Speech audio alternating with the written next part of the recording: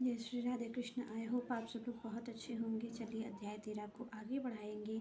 श्री कृष्ण क्या कहते हैं इस अध्याय में। तो यहाँ पर श्री कृष्ण बता रहे हैं कि वास्तविक रूप से ज्ञानी कौन है, किस तरीके का ज्ञान होना चाहिए। क्योंकि आप और हम देखते हैं कि जो अनेकों अनेक पढ़ लेते हैं ग्रंथ, जो कंठस्थ कर लेते हैं ग्रंथों की वाणियों को, तो आप और हम समझते हैं कि ज्ञानी वही है। पर यहाँ पर श्री कृष्ण स्पष्ट रूप से बता रहे हैं कि आखिर ज्ञानी कौन होता है और ज्ञानी इस संसार में किस तरीके से रहता है, किस तरीके से उसका कार्य होता है, किस तरीके से वो देखता है संसार को। क्योंकि एक संसारी का देखने का तरीका अलग होता है दुनिया को, और एक साधु संत का, एक भक्त का देखने का नज़रिया दूसरा होता है। क्योंकि रहते तो दोनों ही यहाँ पर आप और हम देखें तो संसार में ही भक्त भी रहते हैं और संसार में ही साधु संत भी रहते हैं और संसार में ही एक सांसारिक व्यक्ति रहता है।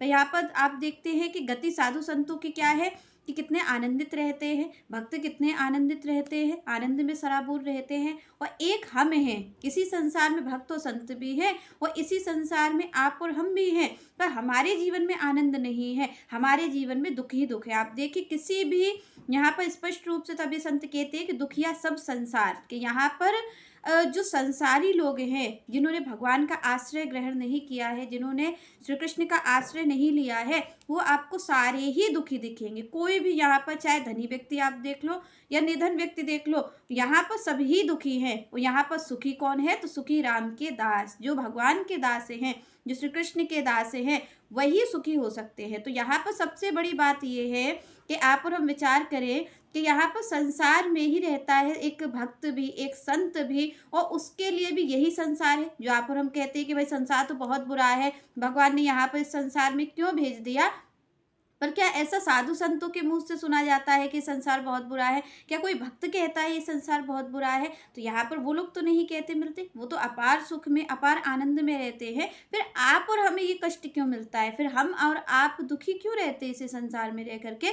जबकि एक ही जगह दो लोग हैं और दो लोग, दोनों में अंतर है। एक आनंद से भरा हुआ है और दूसरी ओर एक दुख से भरा हुआ है। तो इसके बीच में कारण क्या है? तो इसके बीच में कारण है नजरिए का, कि भक्त किस नज़र से संसार को देख रहा है और आप और हम किस नज़र से देख रहे हैं। तो आप और हमें तो इस संसार में कोई भी अच्छा नहीं दिखाई पड़ता है, कोई भी अपना नहीं दिखाई पड़ता है। और यहाँ पर संत भक्त क्या कहते हैं कि यहाँ पर कोई पराया ही नहीं है, यहाँ तो सभी मेरे अपने हैं। क्या कहते हैं तुलसी बाबा के, सिया राम में सब जग जानी। उन्होंने कहा कि मेरे लिए तो कोई पराया है ही नहीं, मैं किस में अंतर करूँ।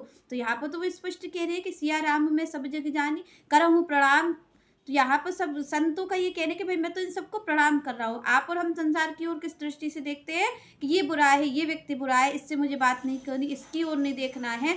यहाँ पर संत प्रणाम करने की बात, तो उन्होंने कहा कि मैं प्रणाम करता हूँ, हाथ दोनों हाथ जोड़ करके मैं प्रणाम करता हूँ।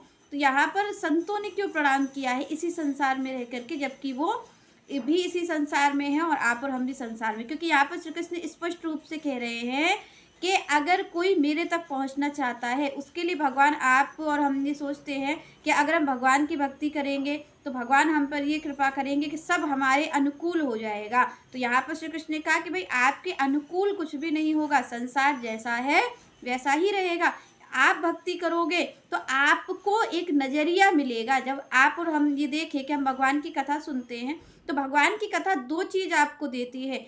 एक तो आपको ये देगी कि आप श्री कृष्ण के प्रति या जिनकी भी कथा सुनाई जा रही राम के प्रति, आपको वो कथा क्या करेगी कि उनकी ओर आकर्षित भी करेगी, और दूसरी ओर आपको विवेक भी देगी, आपको नज़रिया भी देगी। भगवान की जो भक्ति है वो बिना नज़रिया बदले नहीं हो सकती। अगर आप और हम ये सोचें कि हमें श्री कृष्ण की भक्ति भी करनी है, हमें राम जी की भक्ति भी करनी है और हमें नज़रिया संसार के प्रति गलत ही रखना है, तो आप कभी भी इस संसार में रह करके तो भक्ति कर ही नहीं सकते। क्यों नहीं कर सकते?